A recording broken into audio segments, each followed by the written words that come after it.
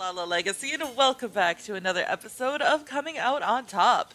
So, let's jump right back in. You reflect for a moment. Midterms are approaching. You've got a ton of work to do.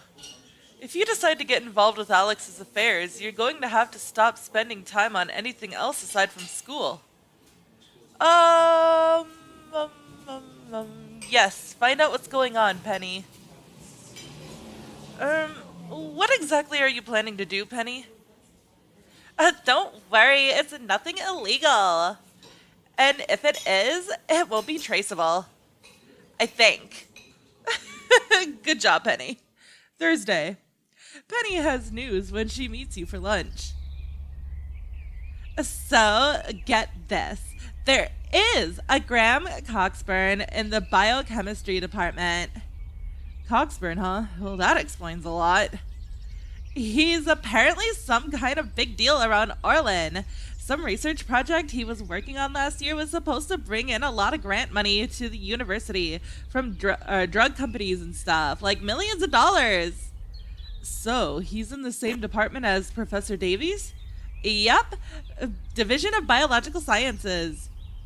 I wonder what's up with the animosity between them.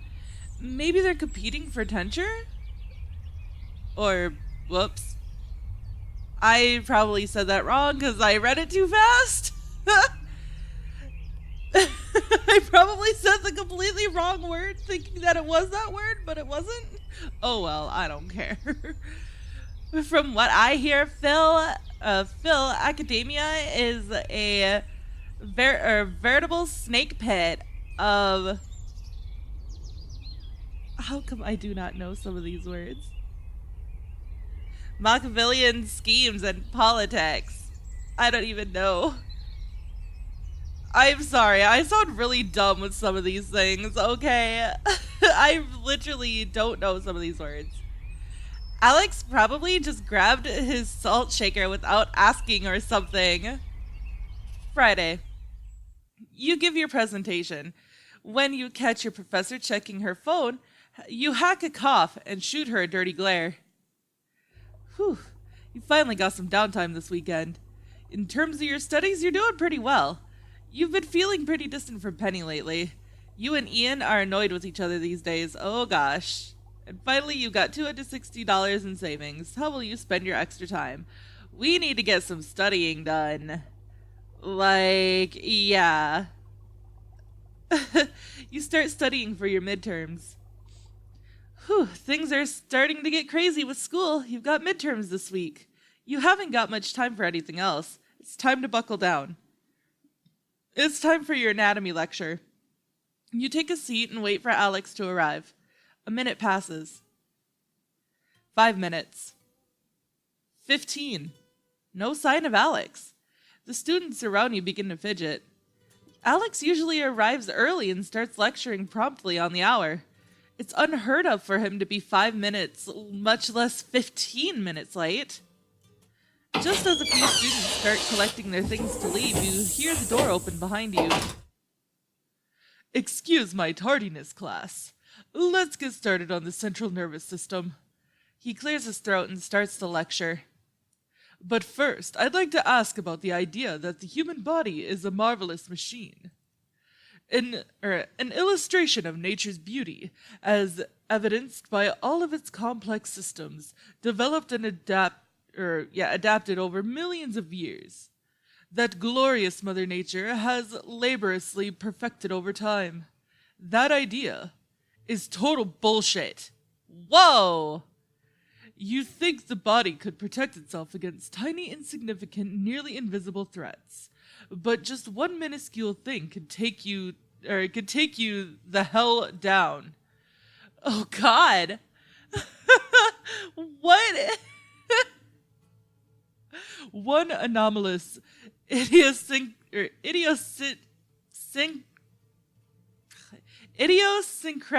organism can throw the whole operation into a devastating tailspin from which it will never recover. You, along with the entire class, fidget uncomfortably. Well, yeah. Is this on the test? It wasn't in the reading this week. My dear, life is a series of tests for which you will never be fully prepared. Get used to it. Yikes! One ranty hour later. Without pausing to speak to any of his students, Alex picks up his bag and makes a beeline for the door. The class watches him leave, shell-shocked. Well, yeah! For the next few days, a cloud of anxiety looms over you. You don't know what's going on, but whatever it is, it's bad. Wednesday night. Penny's given you a beta version of BroFinder to check out. You take your phone with you into the bathroom. She even built a prototype Babe Finder app too? Whoa! You're surprised to see users with accounts. Some of them even have profiles. You decide to take a look. Heh, you poor innocent beta testers testing for Penny. You have no idea what you're in for. Okay, yep, we know. Okay, I really don't care. Whoopsie. Don't care. You scroll through the bros and babes. Though the babes look fun, the bros, unsurprisingly, catch your attention. Well, hello there. Hee, I wouldn't mind meeting him. Damn. Maybe I should message this guy. Or this one. Oh, great. The app isn't working yet. Well, I better hop in the shower. As you stand naked in the hot spray, your mind keeps wandering over to the guys from the app. You can't seem to get your mind off of them as you soap yourself. Oh, yeah. Okay, yeah, we know this. We know all this. Okay. Okay, we know. Bye. You get through your midterms. You're sure you aced all your midterms. It was that easy. You'll only be able to rest for a night or two, though. You have a paper coming up. Saturday. Phil, get the hell up. Oh God, please don't tell me you want a beta test at this hour. Nah, I like to give my testers their weekends off before crunch time rolls around. You don't want to crush their will to live too early in the process. So what the heck are you waking me up for? Did you hack into the college mainframe? No, I just found something in this week's edition of the college paper. Brace yourself. Penny tosses a copy of the University Gazette at you. You yawn and stretch as you grab the paper, still groggy from sleep. What you see wakes you right up. The paper is already open to an op-ed piece. Graham's photo glares at you from the column which he wrote. Keeping predators out of... Oh no.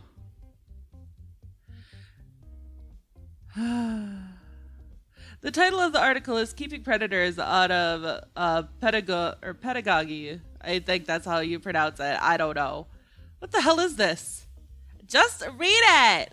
Your jaw nearly unhinges itself as you read the column.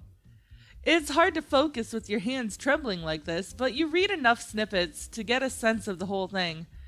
Orland's current policies governing teacher and student sexual policies are vague and ill-defined. Unequal power dynamics challenge the integrity of the teaching situation. How odd that our administration doesn't see fit to re-examine existing policies, which amount to a mere slap on the wrist. Severe disciplinary action should be given in instances of consensual sexual relations, leading to dismissal of teachers who violate the policy. You look up at Penny in shock. I don't believe this. It looks like somebody is trying to get somebody fired. This is awful. What the heck do I do? I've got an idea, Phil. That girl you keep seeing at the gym, maybe she'll be there again today. She has to be involved in this somehow, right? If we could corner her, we could probably wring some answers out of her. Wring some answers out of her, huh? We could do the bad cop, worst cop routine. I think you mean the good cop, bad cop routine. And not the way I do it. Okay, you should look inconspicuous, so get your gym bag. Let's do this. Oh gosh, fine. Give me a second here. Operation Snake Trap is a go. All units assume position. On my mark, we swarm. Swarm, I say, so be ready, damn it. Penny? Whoops, I got a little carried away there. Half an hour later. Wait a second, I just realized something. Where's your gym bag? Whoops. My gym bag. Please, Phil. I don't stoop to exercise. My primary activities are intellectual. Time spent in the gym is time taken away from creating more amazing apps. What the hell are you gonna do at the gym if that girl doesn't show up? Spot me? Oh, says Brofinders in beta. I have to test tanning spray on some of the shirtless guys in there. For some reason, version 3.0 still turns the nipples blue. Let's pretend we're strangers when the security guard escorts you out, okay? You watch Penny wander off in search of shirtless dudes. Oh gosh. Instinctively, your head turns towards the racquetball courts. No sign of Alex today. You're not surprised, but it does nothing to alleviate your growing anxiety. Anyway, you don't feel like doing anything aside from heading to the pool this morning. You figure it'll be nice just to lose yourself in the water. The pool is empty this morning. Normally it would be just the way you like it. But all you could think about is Graham's article. It only deepens your sense of paranoia that you're under surveillance.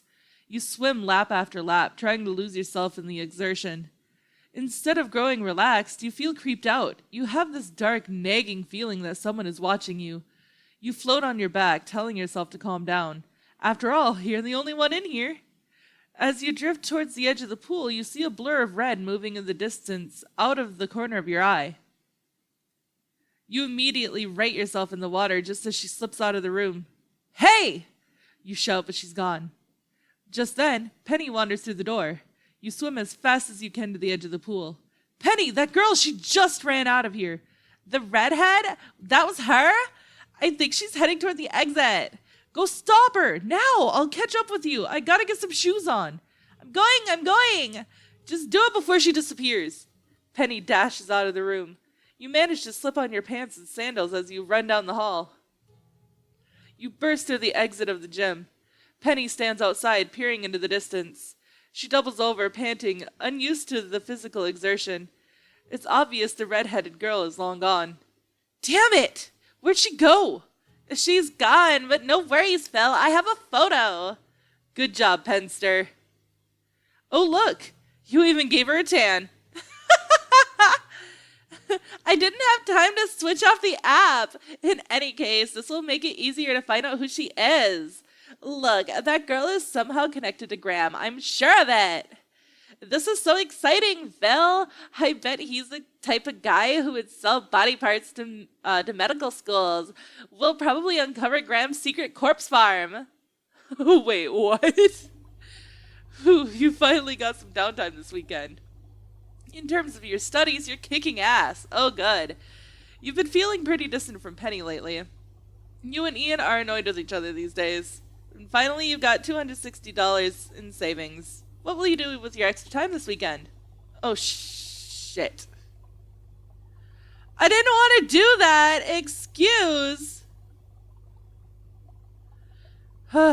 Since you promised the old lady in apartment 36 that you'd walk her Pomeranian this weekend, invite Penny along. Yeah, that's what I wanted to do.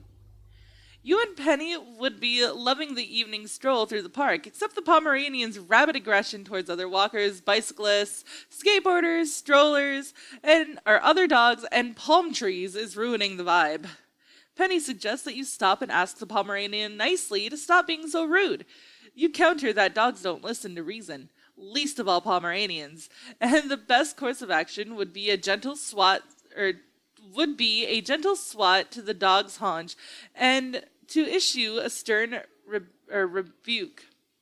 In the interest of pacifism, You allow Penny to attempt her method first. She tells the Pomeranian, whose name is Schnuffles, but whom you will ultimately wind up referring to as Fuckface McShitstain, that pulling is not nice, that the huffing shows a lack of manners, and that everyone would enjoy themselves more if he would relax a little bit. Schnuffles cocks his head, trying to understand Penny's words, but then sees a nearby piece of trash blow by. He starts screaming, a genuine dog scream, something like a bark but higher pitched and sustained. Whilst screaming, Schnuffles begins jumping in small tight circles. The screaming and the jumping and the general unexpected chaos trigger something instinctive in you. You immediately reach down and land a stern swat on Schnuffles' butt, and not on his haunch or lower back as you intended. Unfortunately, the motion of his jump and the rotation are such that your hand literally touches his butt, including your index finger contacting the outside of his soft, warm butthole. Schnuffles does not like this, or maybe Schnuffles really likes this. Whatever the reason, Schnuffles lets loose, spraying a spattling of shit like an almost empty squeezed ketchup bottle in the hands of a hungry man down to his last few french fries. Shit is flying through the air, hitting your pants leg, your shoes, Penny, the sidewalk. The sidewalk looks like the first few drops of a thick brown rain have just fallen. Ew. You and Penny freeze, motionless, silent, trying to find the right thought to bring equilibrium back to your realities. But there is no right thought. Nothing makes this better. Nothing will ever be the same as you and Penny look at each other, realizing that you are now shit people. That you will never be fully clean again, and that one of the last vestiges of your innocence has been stripped away by a Pomeranian named Schnuffles. Despite the presence of feces, your relationship has improved with Penny. You have a major paper due this week. Monday. Before you know it, it's time for your next anatomy class. You worry if Alex is going to be late again. The students are on edge, wondering whether he's going to flip out like last time. As Alex enters the lecture hall, he looks confident, not a trace of nervousness anywhere on his face. He seems to have returned to his normal self. Oh, right. The endocrine system. Well, at least he seems enthusiastic. You know what, class? Fuck it. It's a gorgeous day outside. Have an afternoon off. Enjoy yourselves. Okay, maybe not. The girl in the front row pipes up. But, we're paying, actual money for this education. Then here's the lesson. When you're given an opportunity to have a little fun, take it. Take it. Hold it in your arms. Caress every little hair on its head. Because you don't know, and what I'm teaching you is that every day and month and year that you get older, you're going to forget a little bit of what you knew full well as a child. How to have fun. Oh my god. Because the universe is coming for you. It's coming for each and every one of your sweet asses. It will try to impose its will on you. It will try to bend you around, tie you in knots until you're following so goddamn many rules that you don't have time to do anything else. Oh my god! And the only thing that can stop it is you. Only when you say fuck you to the rules, let your spirit run wild for a bit. Only then are you truly you, instead of being a good little rule follower. Keep your spirit in its cage for too long and it grows weak. It dies a little more every day. It needs exercise. It needs to get out and bark and howl at the moon and remember where it came from. And that is the lesson. Now get the hell out of my sight. Go roll in the grass. Play tag. Fuck a stranger. Do something. Something you've never done before. Make some noise. Do something revealing. Not revealing. Reveling. Revel in everything. Revel, I implore you. With that, Alex picks up his things and walks out of the room. The class stares at him, mouths hanging open in shock.